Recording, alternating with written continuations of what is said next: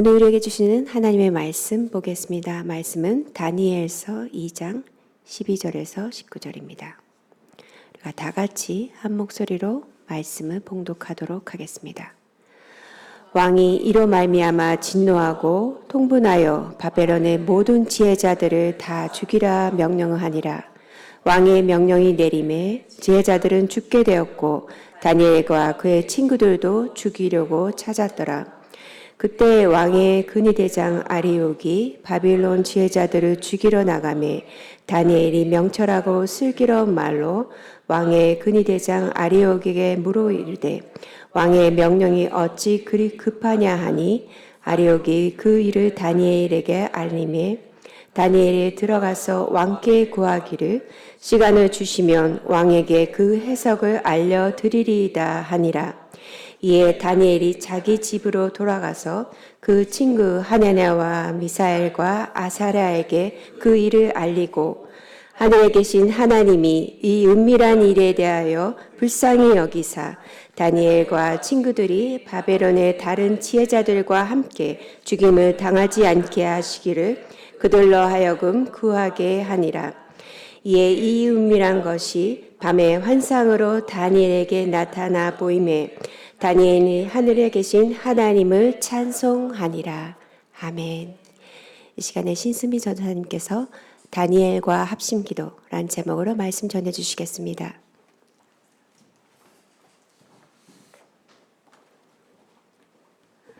오늘은 다니엘 말씀 2장 말씀입니다.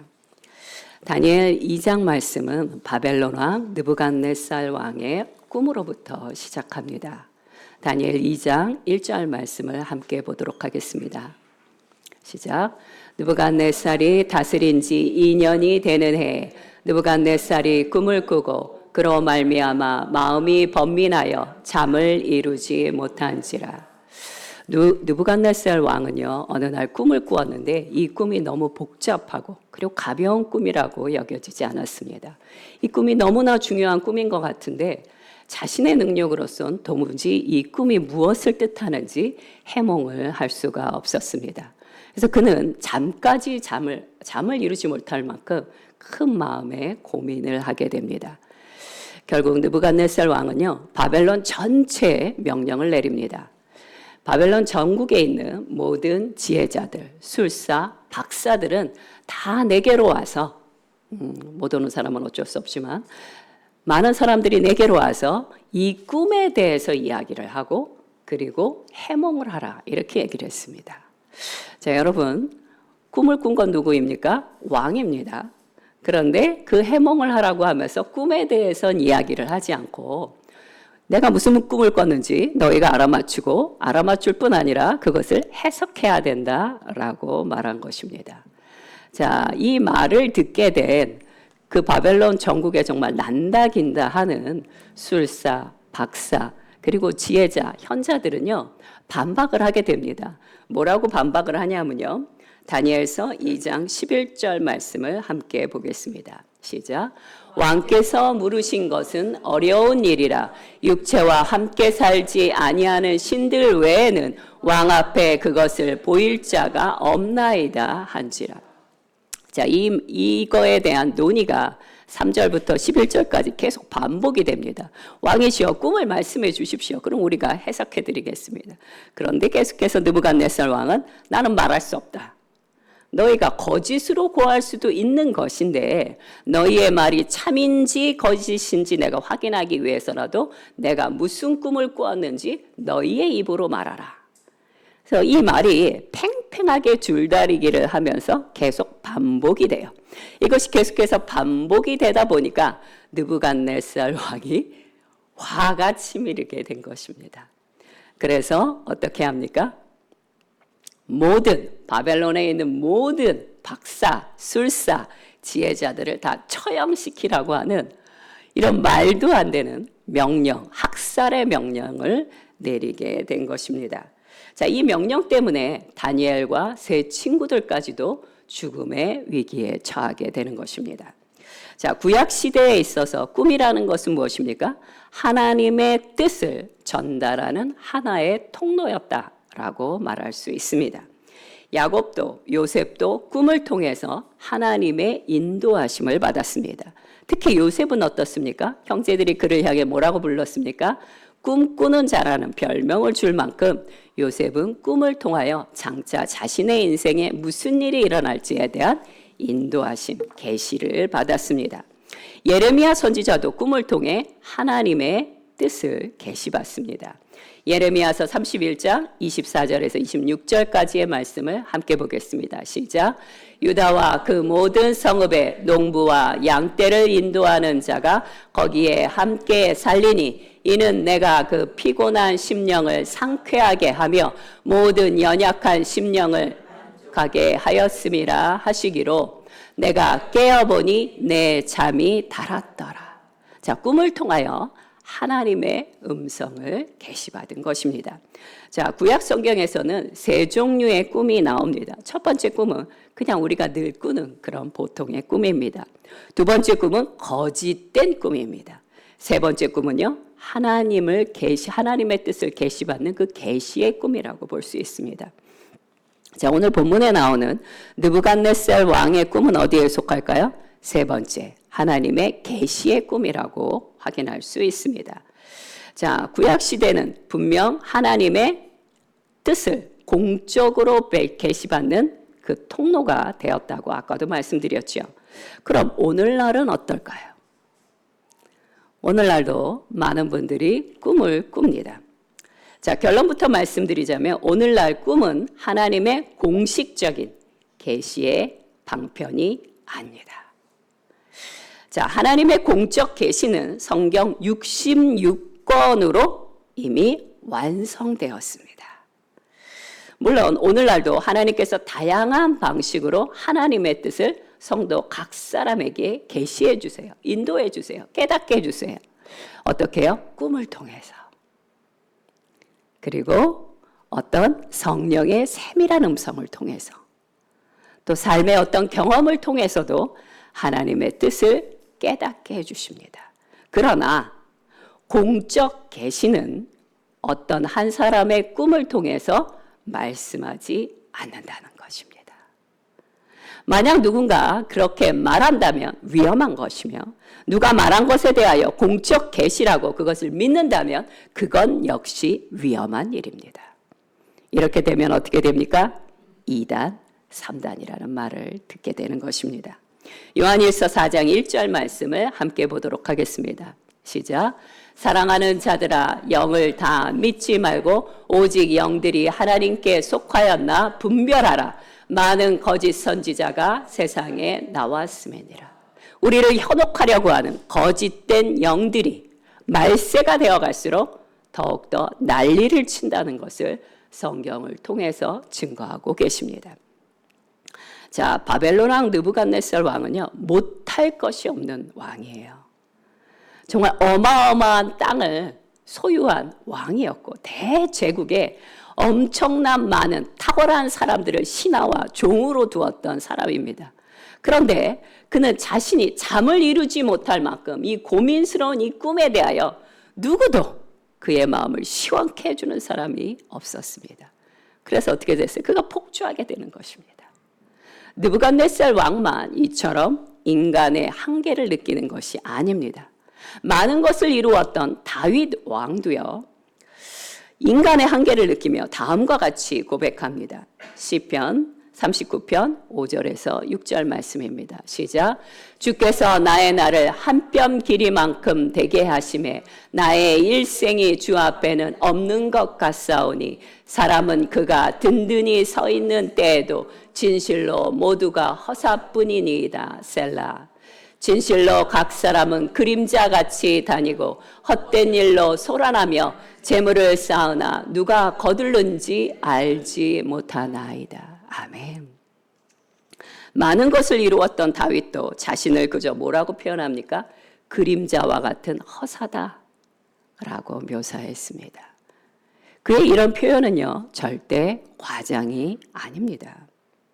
사람이 아무리 큰 권세와 지혜와 많은 것을 소유했다 하더라도요, 오늘 하나님께서 내 하루, 내 삶에 생기를 불어 넣어주시지 않으신다면 인생의 하루는 헛것이 되는 것입니다. 야고보서 4장 14절 말씀을 함께 읽도록 하겠습니다. 시작. 내일 일을 너희가 알지 못하는도다. 너희 생명이 무엇이냐? 너희는 잠깐 보이다가 없어지는 안개니라. 아멘. 오늘은 이렇게 멀쩡해 보일 수 있으나 그러나 내일은 어떻게 될지 장담할 수 있는 사람은 우리 중에 아무도 없습니다. 이제 느부갓네살 왕의 광기와 학살의 물줄기의 방향을 틀 수 있는 누군가가 필요한 시점입니다. 젊은 청년 다니엘, 그 당시 다니엘의 나이를요 한 17세, 18세, 많아봐야 20세 정도로 보고 있습니다. 자, 청년 다니엘은요 바벨론의 지혜자들을 죽이러 가고 있는 근위대장 아리옥에게 다가가서 말을 건넵니다. 근데 여기에 중요한 포인트가 있어요. 2장 14절 후반절에 보면 이렇게 이야기합니다. 한번 함께 다시 읽겠습니다. 시작. 다니엘이 명철하고 슬기로운 말로, 이게 중요한 것입니다. 우리 인생에 어떤 어려움이 오더라도요, 어떤 위기가 오더라도 명철하고 슬기로운 말을 갖고 있다면 우리는 그 위기를 기회로 만들 수 있습니다. 대다수의 많은 사람들은요, 자신의 미련하고 어리석은 말 때문에 스스로 불행한 삶을 사는 것을 볼 수 있습니다.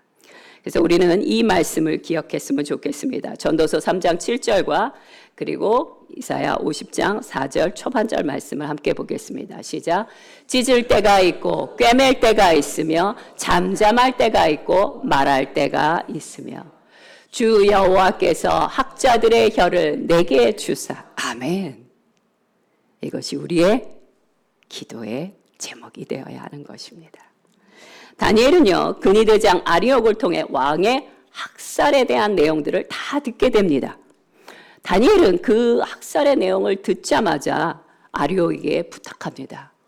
부탁드립니다. 저를 왕 앞에 서게 해 주십시오. 드릴 말씀이 있습니다. 자, 그리고는 다니엘이 왕 앞에 가서 뭐라고 얘기했습니까? 왕이시여, 내게 단 하루의 시간만 주신다면 왕이 원하시는 그 꿈도 얘기해 드릴 것이고 해몽도 해드리겠습니다. 왕이 고맙게도 다니엘의 이 약속을 받아들여줘요. 그래서 이 기가 막힌 이 비극의 학살을 잠시 보류시키게 되는 것입니다. 자, 이런 지혜와 용기는 어디에서 온 것일까요? 우리는 알고 있습니다. 하나님께서 다니엘에게 선물로 주셨다는 것을요. 자, 다니엘서 1장 17절 말씀을 함께 보도록 하겠습니다. 시작.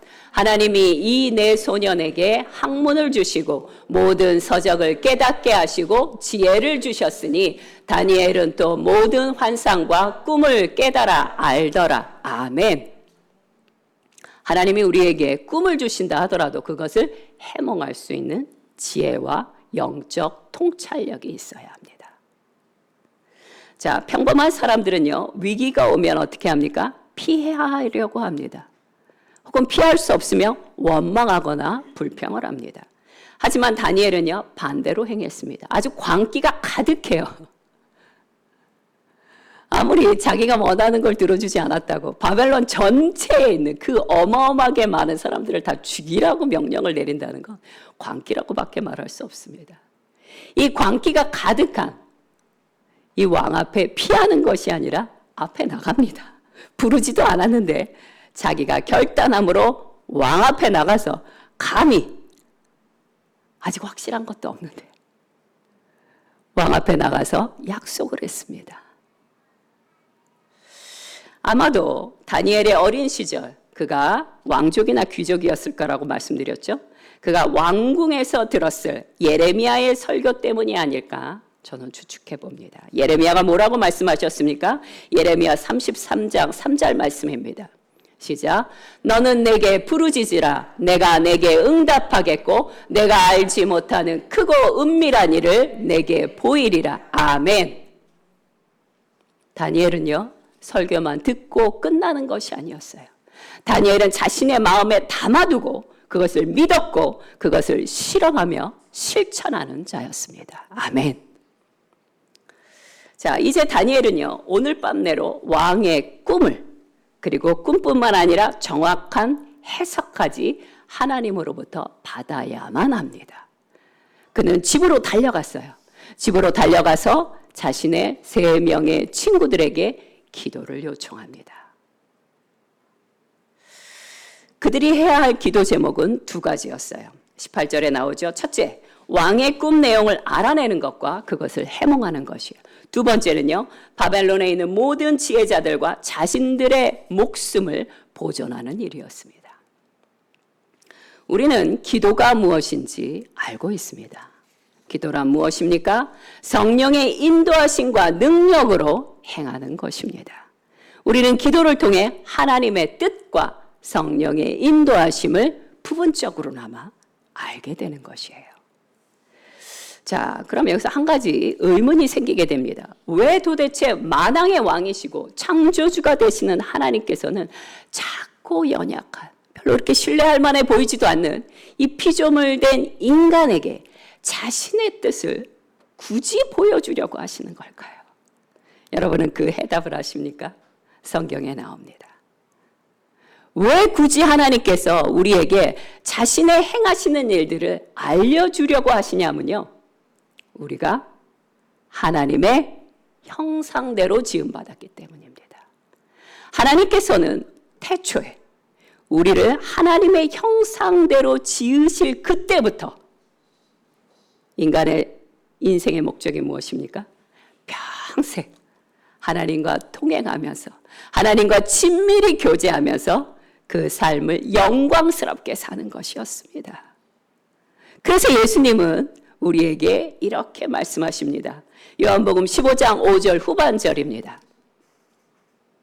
시작. 나를 떠나서는 너희가 아무것도 할 수 없음이라. 아멘. 주님을 떠나서 뭔가 하는 것 같아요. 뭔가 또 바빠요. 하지만 그 결국은 아무것도 아니라는 것입니다. 우리는 원래 지음받은 자체가, 우리의 그 지어진 목적 자체가 하나님과 교제하기 위함입니다. 하나님과 함께 무엇을 하기 위함입니다. 그래서 하나님께서 이렇게 약하고 이렇게 믿을 수 없는 부분이 너무나 많은 우리임에도 불구하고 하나님의 뜻을 계시해 주려는 것입니다. 무엇을 통해서요? 예배를 통해서, 기도를 통해서, 모든 것을 통하여 우리에게 하나님의 뜻이 무엇인지를 말씀해 주고자 하십니다.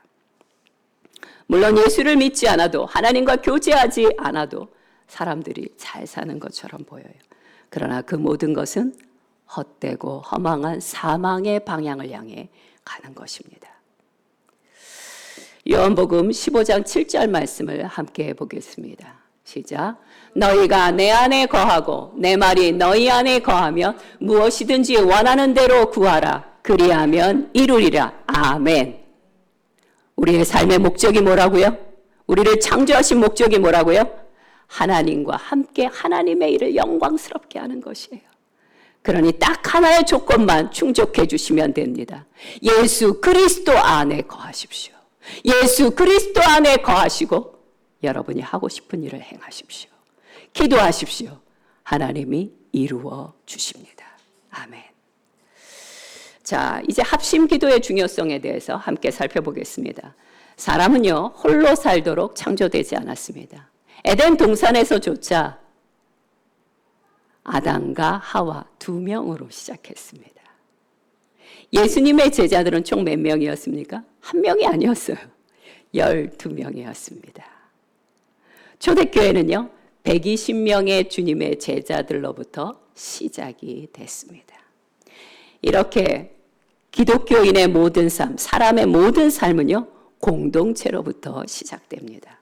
우리는 혼자서도 기도할 수 있어야 합니다. 그러나 합심하여 기도할 수 있습니다.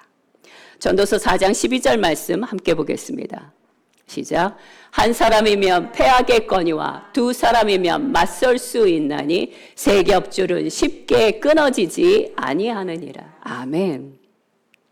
기도하지 않는 사람보다 기도하는 사람이요 훨씬 강한데요. 혼자 기도하는 것보다 2-3 사람이 합심하여 기도할 때 우리는 더욱더 강력해지는 것이에요. 마태복음 18장 19절 후반절 말씀을 함께 보겠습니다. 시작. 너희 중에 두 사람이 땅에서 합심하여 무엇이든지 구하면 하늘에 계신 내 아버지께서 그들을 위하여 이루게 하시리라. 아멘. 많은 숫자가 기도하는 게 아니고요.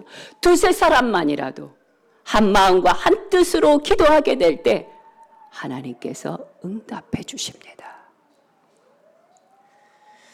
출애굽기 17장에 보면요. 이스라엘이 르비딤 광야에서 첫 번째로, 광야에서 나온 다음에 첫 번째로 전쟁을 하는 장면이 나와요. 그런데 그때 모세가요. 르비딤 산 꼭대기에서 손을 들고 기도합니다. 여호수아는요. 산 밑에서 원수와 계속 전투를 하고 있었어요. 아말렉과. 그런데 모세의 팔이 너무나 힘이 드니까 점점점 내려갔겠죠.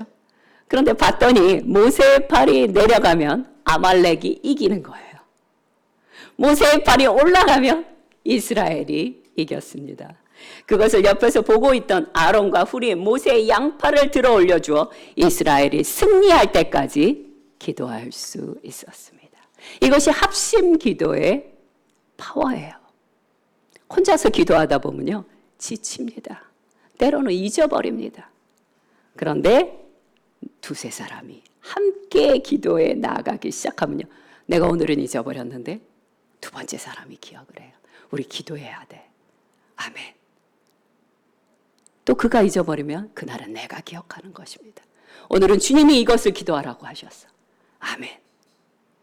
이것이 바로 합심 기도의 힘이에요. 그러니 신실한 기도의 동역자가 단 한 사람이라도 있는 분은요. 어떤 고난, 어떤 역경도 이겨낼 수 있는 것입니다. 믿으십니까? 아멘. 저는 삶을 통해 이것을 많이 경험하고 있습니다. 어제까지만 해도 감기 때문에 제 목소리는 전혀 나오지 않았어요. 저는 바로 사역자님들의 기도해달라고 부탁했습니다. 이렇게 설교하게 된 것이 얼마나 감사한지 모릅니다. 다시 본문으로 돌아오겠습니다. 다니엘과 세 친구들의 합심 기도는요, 아주 신속하게 응답을 받게 됩니다.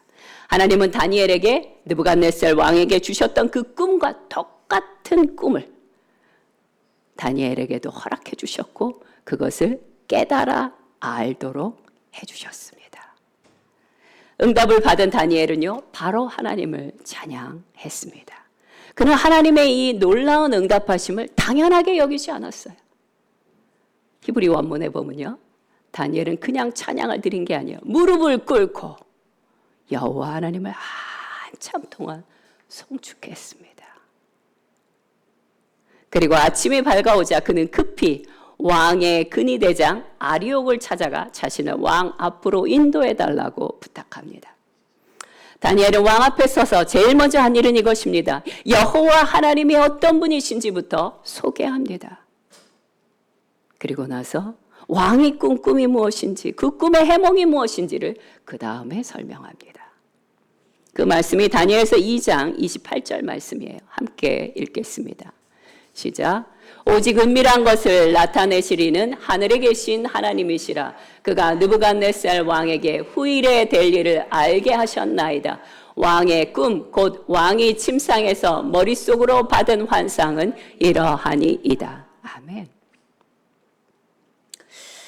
그는 자신의 지혜가 뛰어나서 꿈을 해몽한 것이 아니라 하나님께서 하셨음을, 오직 하나님만이 이 바벨론 제국을 다스리고 통치하시는 왕이시라는 것을 말하고 있습니다.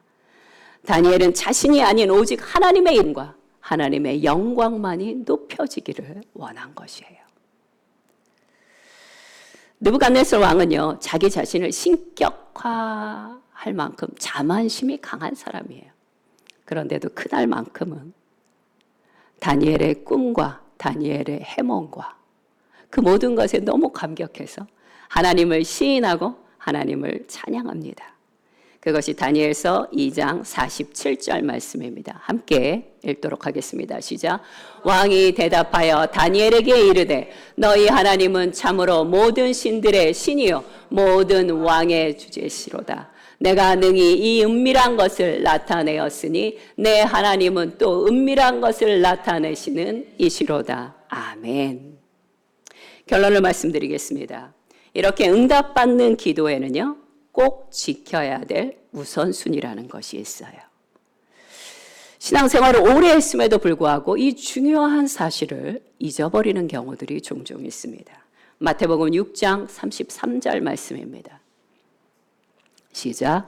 그런즉 너희는 먼저 그의 나라와 그의 의를 구하라. 그리하면 이 모든 것을 너희에게 더하시리라. 아멘. 우리의 기도의 1순위는 무엇입니까? 그의 나라와 그의 의를 구하는 것입니다. 그 다음에 나머지들이에요. 만약 기도의 우선순위 또는 우리 마음의 동기가 잘못됐다면요, 그 기도는 절대로 응답받을 수가 없습니다. 마음의 동기가 잘못됐다는 것은 무엇입니까? 회피하려고 한다거나, 책임을 회피하려 한다거나, 혹은 탐욕 때문에 기도한다거나, 게으름으로 기도했다면 그 기도는 응답하지 않으십니다. 야고보서 4장 3절 말씀 함께 보겠습니다. 시작. 구하여도 받지 못함은 정력으로 쓰려고 잘못 구하기 때문이라. 아멘. 잘못된 땡깡식의 기도를 하나님이 들어주지 않는 것도 하나님의 사랑이고 긍휼이십니다. 우리의 모든 기도는 하나님의 나라, 하나님의 의가 항상 우선이어야 합니다. 자, 다니엘서 2장 18절에 보면요, 다니엘과 친구들이 기도할 때 하늘의 하나님이라고 그렇게 이야기를 합니다. 자, 이 하늘의 하나님이란 뜻이 있어요. 하늘의 하나님이란 실로 크고 위대하시고 능력의 하나님을 말씀하십니다. 그러면서 동시에 한 가지가 더 있습니다. 진실하게 기도하는 이들에게 가까이 하신다는 뜻이 포함되어 있어요. 그냥 하늘의 하나님, 멀리 계신 하나님이 아니에요. 능력의 하나님, 위대하신 하나님, 그리고 그분에게 기도하는 자들에게 가까이 하신다는 뜻입니다. 이런 내용이 성경에 또 있습니다. 시편 145편 18절에서 19절 말씀입니다. 시작. 여호와께서는 자기에게 간구하는 모든 자, 곧 진실하게 간구하는 모든 자에게 가까이 하시는도다. 그는 자기를 경외하는 자들의 소원을 이루시며 또 그들의 부르짖음을 들으사 구원하시리로다. 아멘. 하나님이 멀리 계신 것처럼 느껴질 때가 있어요. 그럴 때는 기도하시기 바랍니다. 우리가 주님 앞에 간절히 기도할 때 가까이 계시는 하나님을 경험하게 되실 것입니다. 마지막으로 하나님께서는요, 신실한 종들을 위해서 멋진 선물을 예비해 주셨습니다. 느부갓네살 왕은요, 꿈을 해몽해 준 다니엘에게 귀한 선물을 줍니다. 그러면서 한 가지를 더 줘요. 뭘 주냐면요, 그를 바벨론 온 지방을 다스리는 모든 지혜자들 중에 최고 우두머리로 삼았어요. 여러분, 제가 아까 다니엘 나이가 몇 살 정도 된다 그랬죠?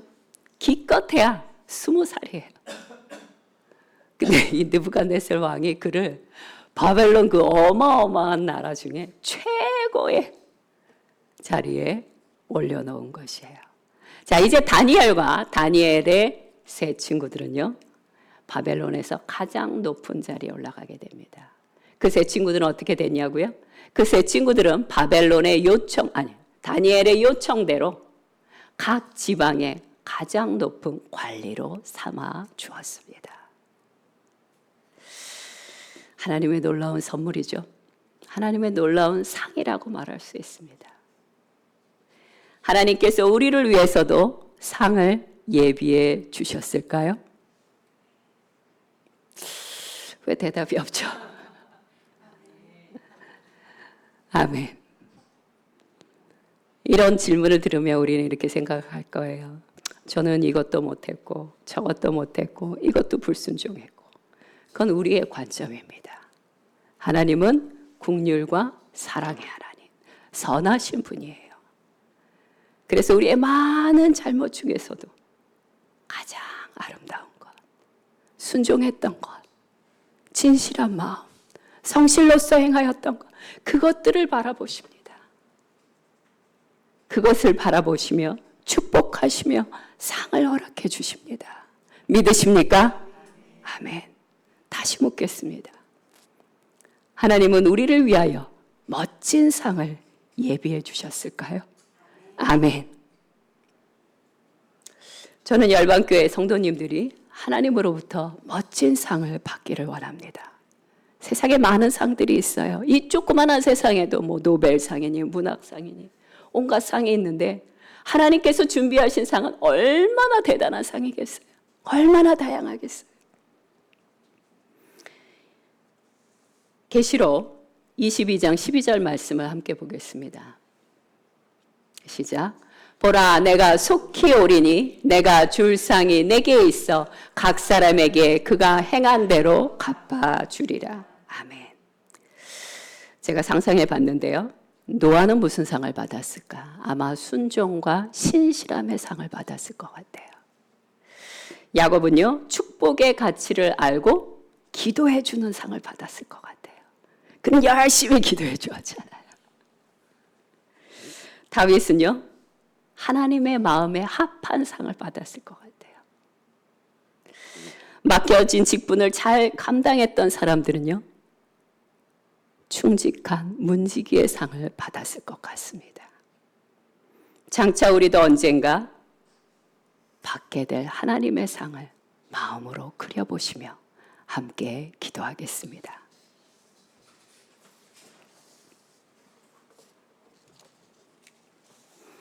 우리가 오늘 기도하기를 원하는 첫 번째는 내 인생에, 나의 가정에, 직장에, 이 나라에 위기가 닥쳤을 때 문제가 확산되는 것을 막을 수 있는 다니엘과 같은 용기와 지혜를 달라고 오늘 여호와 하나님 앞에 간절히 기도하시기 바랍니다. 이 비극적인 상황 안에서 이 비극을 끝낼 수 있고 생명으로 방향을 틀 수 있는 그 사람이 되게 하여 주시옵소서. 주님, 그 사람이 제가 되기를 원합니다. 많이 부족하지만 주님 도와주시옵소서. 그 용기를 허락하여 주시고 엎드려 기도하는 은혜를 허락하여 주시옵소서. 오늘 그 은총을 간절히 간구하시기 바랍니다. 함께 기도하겠습니다.